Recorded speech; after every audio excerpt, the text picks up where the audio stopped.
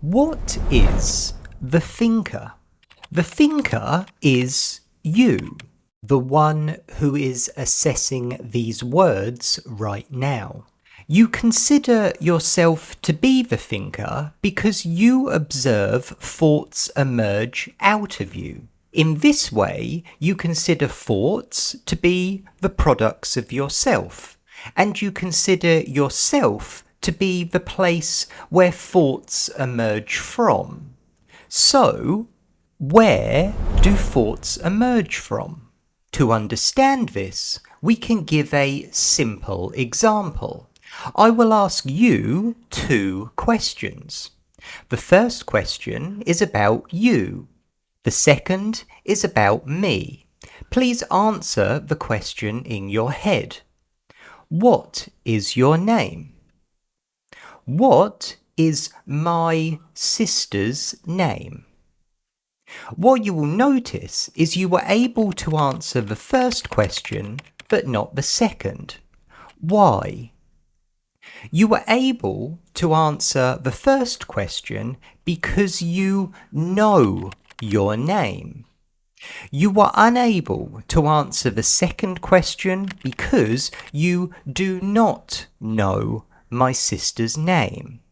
This shows you that you can only think about what you know, and you cannot think about what you don't know.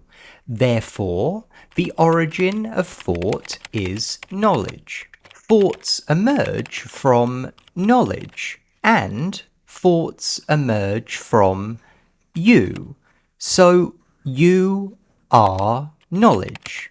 Everything that has been recorded in the past. So then, what is a thought? Knowledge is stored in the brain in fragments. When a fragment of knowledge becomes activated in the brain, it appears in the mind as an image. We call that image a thought.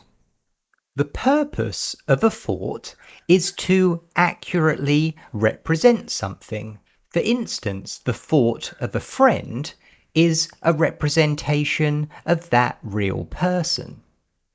The more accurately our thoughts represent something, the more coherently we can interact with the world. So, why do we think?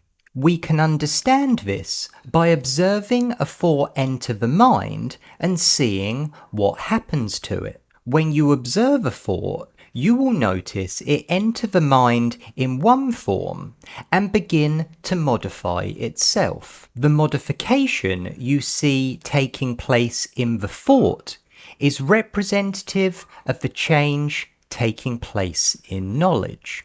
In this way, through thinking, knowledge modifies itself. You will also notice the modification of the thought taking place in relation to other things you know. And in this way, one fragment of knowledge is reorganized in relation to the other fragments. Knowledge uses thought to modify a fragment of knowledge so that fragment can be reorganized into the whole. As we said, you are knowledge, so you think to reorganize yourself. The purpose of thinking is to reorganize knowledge, and this means the reason we think is because some knowledge we have has become unsettled and needs to be organized. For instance, someone may have contradicted something you hold to be true, and that caused a concept you have to become unsettled. You must now bring the concept to mind, modify it in terms of the contradiction, and by so doing, reorganize it into knowledge as a whole. The knowledge you are made of is limited because you don't know everything. You haven't seen everything. You haven't learned about everything, and so on. You are limited. And that limitation shows through your thinking. In certain aspects of life, this limitation causes no great problem. Say, for instance, your car breaks down and you don't know how to fix it. It's okay. I will simply learn how to fix it, or if not, call a mechanic.